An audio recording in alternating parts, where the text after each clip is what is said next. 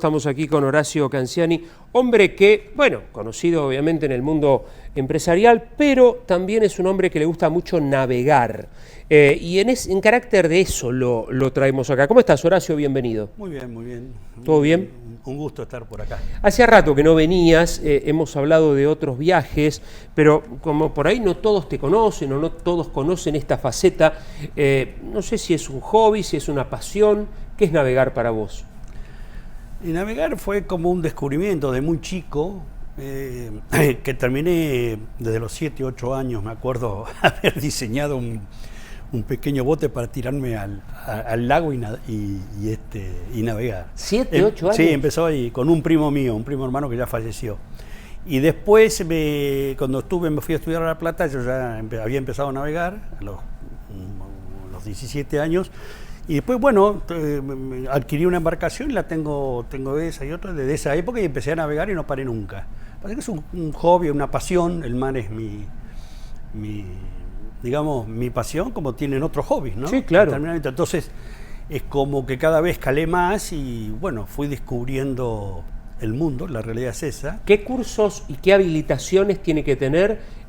Vos te considerás, a ver... sí, con patrón o piloto, lo que sea, ya es suficiente para navegar en la Argentina. Afuera no te piden nada. Vos, ¿en serio? No, afuera, si vos te subís a un barco, es un problema tuyo, digamos. Ya tenés la habilitación, como no es profesional lo mío, es simplemente de hobby. O sea, uno tiene que ser por lo menos consciente de lo que hace. Así que esto es en la Argentina, todo lo que se ha regulado. Pero en el exterior, digamos, en general, en Europa y todo ese tipo de cosas, salvo España, por ahí, no a ellos les importa. O sea, si se navega es una responsabilidad tuya. Así que... Mira vos. Sí, sí.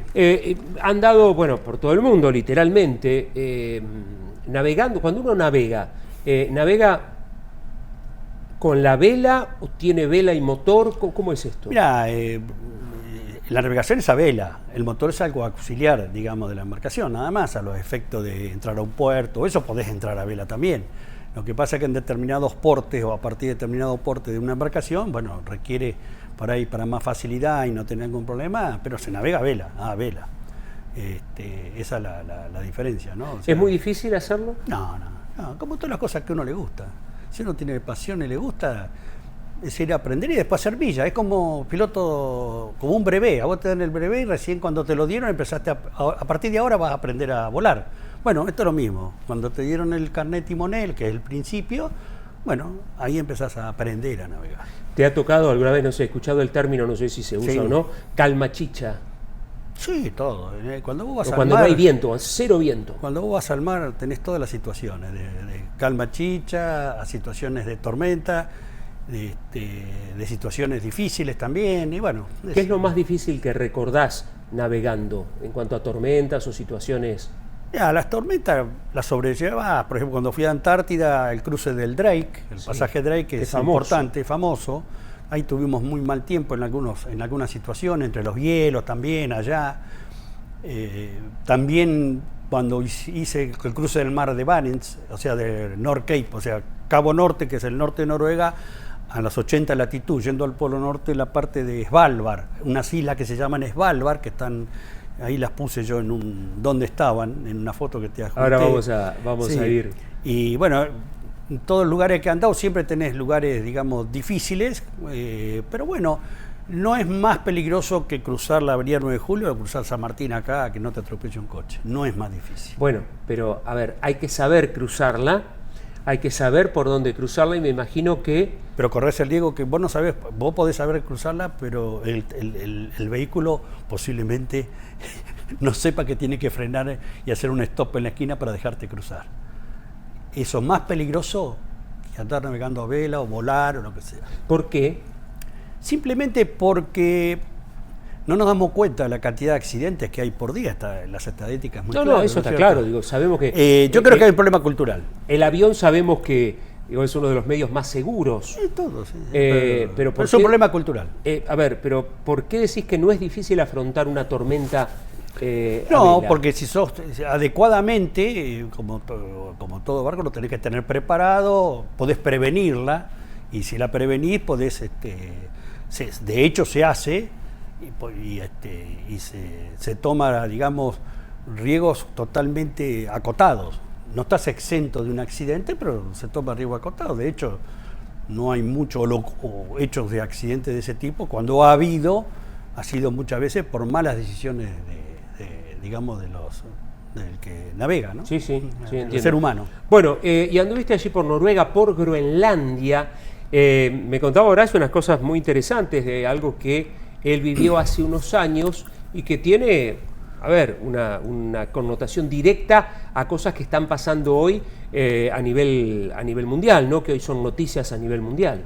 Sí, bueno, como te comentaba ahí fuera de cámara, a Groenlandia fui 2 veces. Una del lado del este, que inclusive cuando ingresamos, recuerdo que yo iba con otra persona, el pasaporte, entró con pasaporte argentino, yo entré con pasaporte, digamos, de la comunidad, porque tengo el pasaporte de la comunidad, y era el primer argentino que ingresaba en ese puerto, el Kulisat o Tasiilaq, en el este de Groenlandia. Después del otro lado, del oeste, donde está el mar de Davis, que está, digamos, frente a la parte de Canadá y el sur de Estados Unidos, ahí también subimos todo navegando por todos los hielos y eso.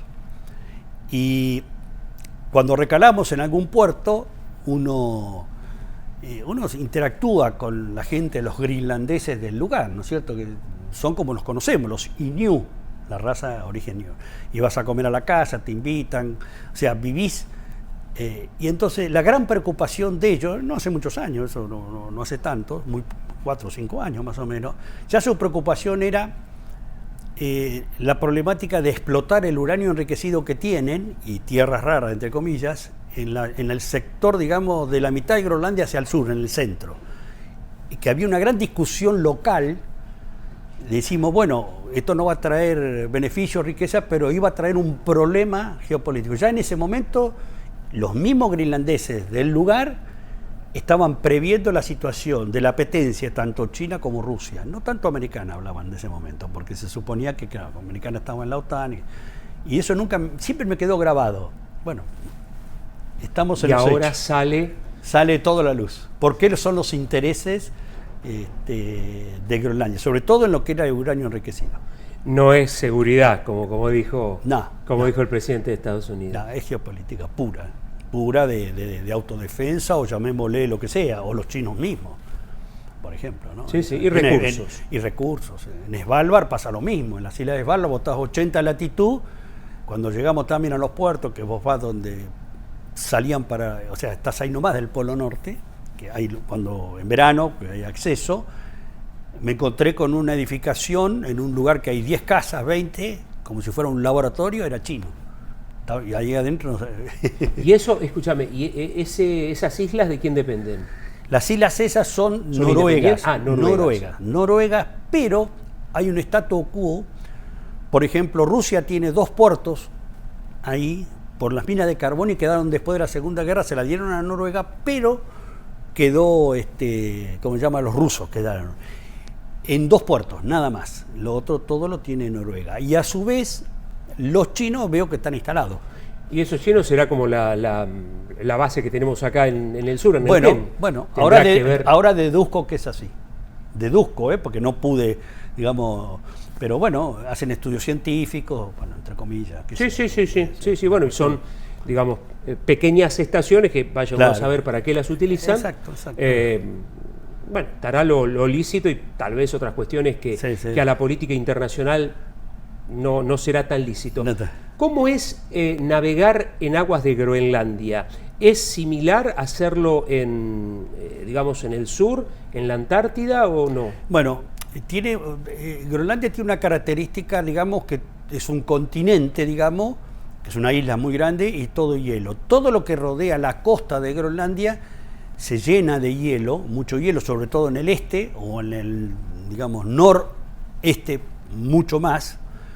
Y en el oeste, toda esa costa tiene grandes glaciares continuamente, y vas entre hielo continuamente. A veces me ha tocado situaciones de quedar atrapado durante 8 o 9 horas, digamos, con hielo, porque se mueven todo lo que es iceberg y todo eso. Y la Antártida es algo parecido. Pero, ¿cómo es quedar atrapado ahí? ¿Cómo salís, teniendo en cuenta que la estructura de un barco de estas características no es un rompehielo? Claro. O sea, vos vas previendo y también tenés situaciones de, digamos, de cartografía de la cantidad de hielo que hay, y a su vez tenés visual, porque te vas, como dicen, al carajo, que dice que vas Sí, arriba, al ¿viste? carajo, Vas la parte arriba, más y alta del barco. y bueno, y ahí vas observando, pero por ahí el viento cambia y quedás medio atrapado hasta, qué sé yo, podés quedar atrapado entre comillas. Después podés salir despacio y bueno, y vas buscando donde hay. ¿Y poco te hace hielo. crujir el hielo cuando...? Sí, no, bueno, a veces te abolla el barco, depende. Hay que andar con cuidado, hay que andar prudentemente.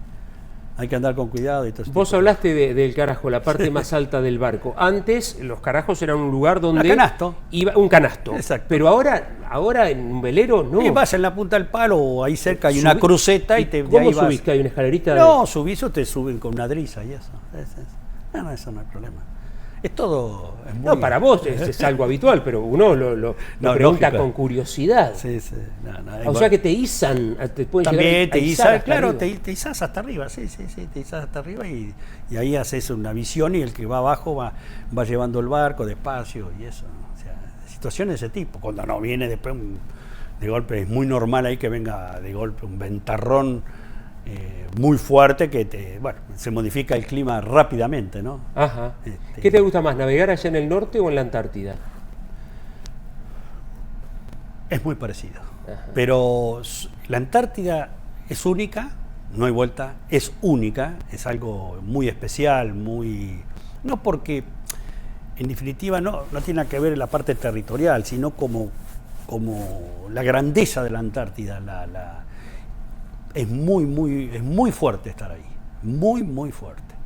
Yo tuve 30 días navegando por todo, dando vueltas por ahí, es muy fuerte, las cosas que uno ve, uno empieza a entender el mundo. A ver, uno empieza a entender el mundo. Explica un poquito más, porque entiendo que hay cosas que no se pueden explicar, Sí. porque es lo que uno sintió, pero trata de poner en palabras alguna cuestión para que entendamos. Dijiste, las cosas que se ven, uno empieza a entender el mundo. ¿Por qué? Vamos al caso de Groenlandia, o en el norte, por ejemplo, que es más fácil para entenderlo.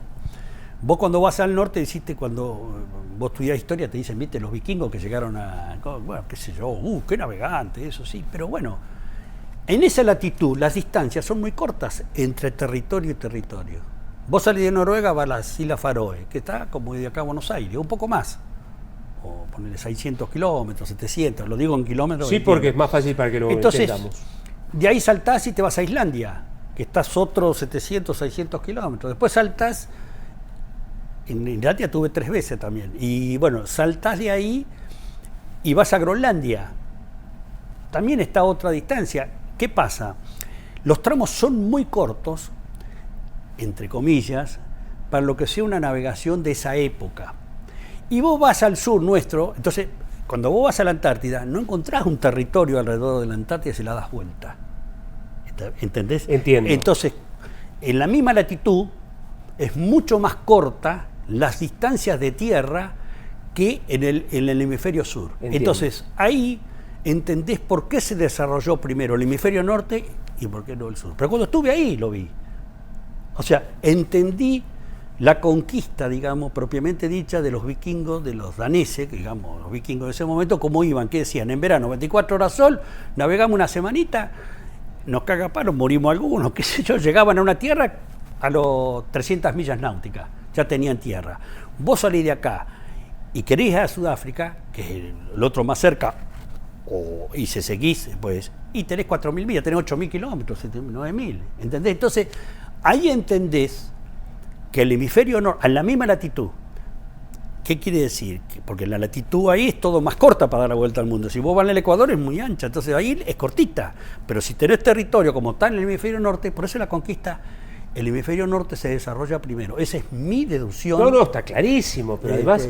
es una cosa que uno la ve, se da no cuando la estudias, sino cuando vas al lugar y te empezás a entender y a explicar. Cuando la vivís. Cuando la vivís. Horacio, nada, tendríamos para charlar Sí, un mucho. montón de tiempo, ¿viste? 15 minutos parecía mucho y ya nos pasamos además. Sí.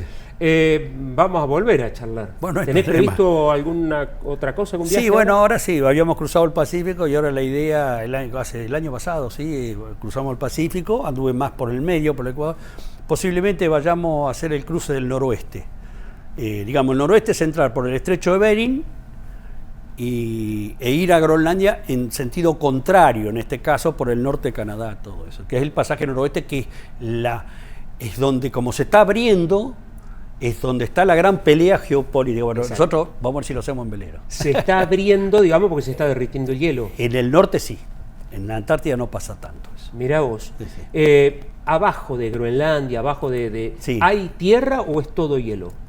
No. Groenlandia es una isla que es una masa rocosa, es todo tierra. En el Polo Norte no, el Polo Norte está sobre el agua, específicamente. Está a muy pocas millas del norte de Groenlandia. Lo demás es todo hielo.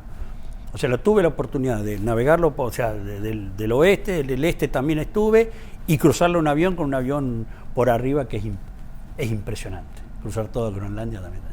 Horacio, muchas gracias. No, por favor, gracias a vos. Horacio Canziani, un hombre que ha navegado los mares del mundo, pero esto no es una metáfora, es literal.